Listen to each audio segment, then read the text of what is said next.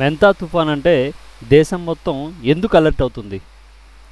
అసలు ఎన్నో తుఫాన్లు వస్తుంటాయి, పోతుంటాయి. కానీ మెంతా తుఫాన్ అంటే ఎందుకు అంత భయం? ఇది భీకరమైన తుఫాన్ అని, దీని విధ్వంసం చాలా తీవ్రంగా ఉంటుందని కేంద్రం కూడా హెచ్చరిస్తుంది. కానీ మెంతా తుఫాన్ కోసం సింపుల్గా కొన్ని విషయాలు తెలుసుకుందాం. ఈ మెంతా తుఫాను గంటకు 17 కిలోమీటర్ల వేగంతో కదులుతుందట. తీరం దాటే సమయంలో 110 నుంచి 120 కిలోమీటర్ల వేగంతో ఈదురుగాలులు వీస్తాయని చెప్పేసి నిపుణులు అంటున్నారు. ఈ వేగంతో ఈదురుగాలులు అంటే ఆసామాసి కాదు. 110 కిలోమీటర్ల వేగంతో భీకర గాలులు సముద్రం నుంచి మైదాన ప్రాంతానికి దూసుకొస్తున్నాయంటే ఇది గతంలో మనం హుదూద్ తుఫాన్లో ఇలాంటి ప్రభావాన్ని మనం చూసాం. ఈ ప్రభావం చూసే ప్రాంతాల్లో చెట్లు కూలిపోవచ్చు, కరెంటు స్తంభాలు పడిపోవచ్చు, కరెంటు వైర్లు తెగి పడిపోవచ్చు, హోర్డింగ్లు ఎగిరిపోవచ్చు. 50 నుంచి 60 కేజీలున్న బరువు ఉన్న మనిషి సైతం కూడా ఈ గాలులు తట్టుకొని నిలబడడం చాలా కష్టం. అంటే ఆ స్థాయిలో గాలులు వస్తాయని చెప్పేసి ఇప్పుడు నిపుణులు అంటున్నారు. అయితే ఇంత భీకరమైన గాలుల సమయంలో బీభత్సమైన వర్షం కూడా పడుతుంది. ఈ వర్షము ఆగకుండా పడుతుంది అని చెప్పేసి మన నిపుణులు అంటున్నారు. సో ఇప్పుడైతే ఈ విధ్వంసం ఎలా ఉంటుంది అనేది మనం కొన్ని దగ్గర చాలా భీకరంగా వర్షాలు పడుతున్నాయని చెప్పేసి మనం టీవీలో న్యూస్లో చూస్తున్నాము. ఈ మెంతా తుఫాను హెచ్చరికల నేపథ్యంలో రాష్ట్రంలోని అనేక జిల్లాల్లో విద్యాసంస్థలకు సెలవులు ప్రకటించారు. ఇప్పటికే అన్ని పాఠశాలలకు సెలవులు ఇచ్చారు. కృష్ణా, ఎన్టీఆర్, గుంటూరు, బాపట్ల, పల్నాడు, ఉభయ గోదావరి, కాకినాడ, కోనసీమ, ఏలూరు, విశాఖపట్నం, అనకాపల్లి, చిత్తూరు, అన్నమయ్య, ప్రకాశం, కడప జిల్లాల్లో పాఠశాలకు ఆల్రెడీ 3 రోజులు సెలవులు ఇచ్చారు. అల్లూరు సీతారామరాజు జిల్లాలో ఇప్పటికే ఈ రోజు నుంచి 2 రోజులు సెలవులు ప్రకటించారు. అన్ని జిల్లాల్లోనూ ఈ తుఫానుకు సంబంధించి సహాయక చర్యలు పర్యవేక్షణకు 18 మంది ఐఏఎస్లని ప్రత్యేక అధికారులుగా నియమించడం జరిగింది. ఈ ప్రత్యేక అధికారులు ఆయా జిల్లాలలో సహాయక చర్యలను ఇప్పటికే రివ్యూల ద్వారా సమీక్షిస్తున్నారు. ప్రభుత్వం ఇప్పటికే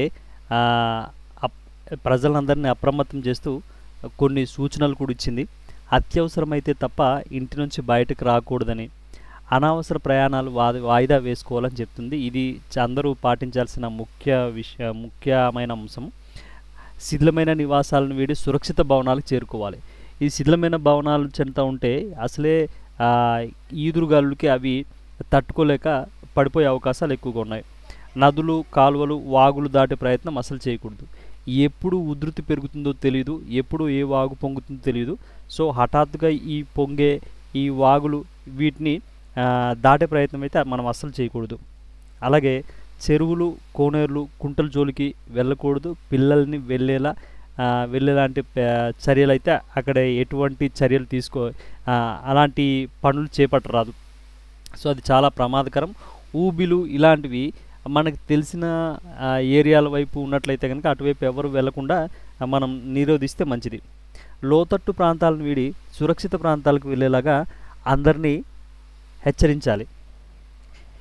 ఈదురుగాలులు వీసేటప్పుడు చెట్లు, విద్యుత్ స్తంభాల కింద నిలబడకూడదు. అలాగే ఉరుములు కూడా వచ్చే అవకాశాలు, పిడుగులు పడే అవకాశాలు కూడా ఉన్నాయి. కాబట్టి ఎత్తైన ప్రదేశాల్లో ఎట్టి పరిస్థితుల్లో ఉండకూడదు. నిత్యావసర వస్తువులు అందుబాటులో ఉంచుకోవాలి. వాటి పేరుతో బయటకు వెళ్ళే ఏదైనా అలాంటి ఇది చేసినప్పుడు ఏదైనా అనుకోని ప్రమాదం జరగవచ్చు.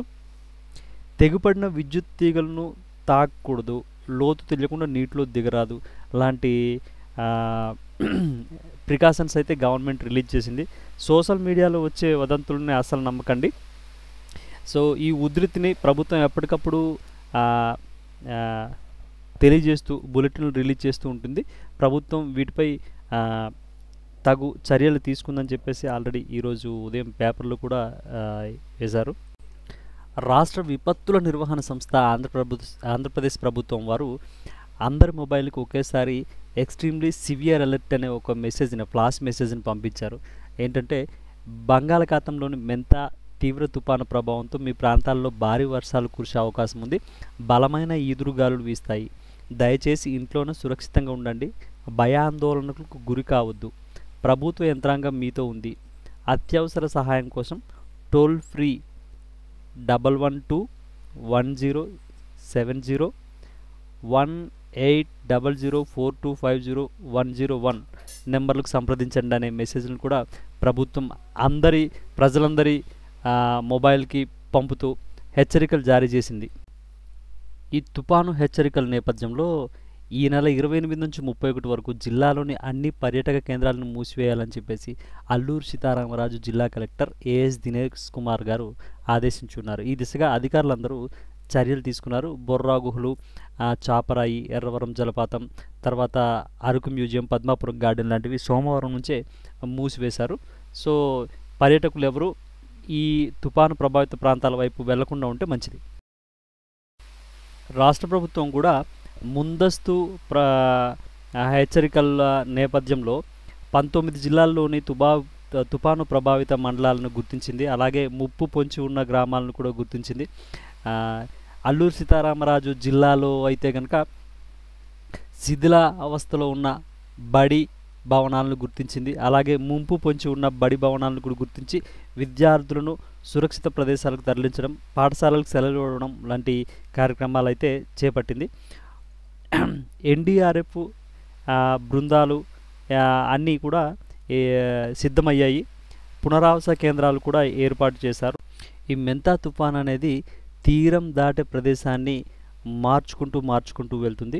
ఇప్పటికైతే కనుక అంతర్వేది దగ్గర తీరం దాటుతుందని చెప్పేసి అధికారులు అంచనా వేస్తున్నారు. ఏదేమైనప్పటికీ ప్రజలు అప్రమత్తతో ఉండి సురక్షిత ప్రదేశాల్లో ఉండి ఈ తుఫాన్ని సమర్థవంతంగా ఎదుర్కొనేలాగా ప్రతి ఒక్కరూ పాటుపడితే మంచిది.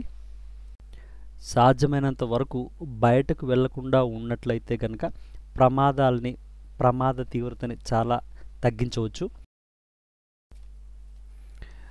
100 కిలోమీటర్ల వేగంతో గాలులంటే ఆషామాషి కాదు.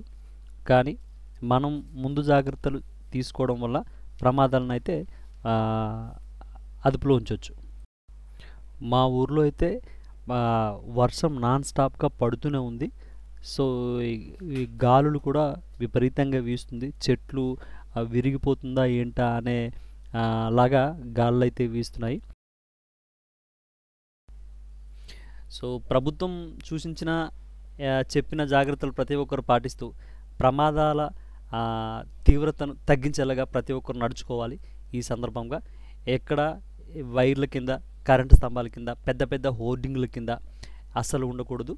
శిథిల భవనాలు లేదా అది వీక్గా ఉండే భవనాలు, షెడ్లు, వీటి కింద అయితే ప్రజలు ఎక్కువగా ఉండకుండా ఉంటే బాగుంటుంది. ఈ వర్షాల టైంలో గుంపుగా ఏదైనా అకేషన్ కూడా పాల్గొనడం కూడా కొంచెం ఇబ్బందికరమైన అంశం. ఈ టైం అంటూ మనం ఎప్పుడు ఎవరు నిర్ణయించలేం కాబట్టి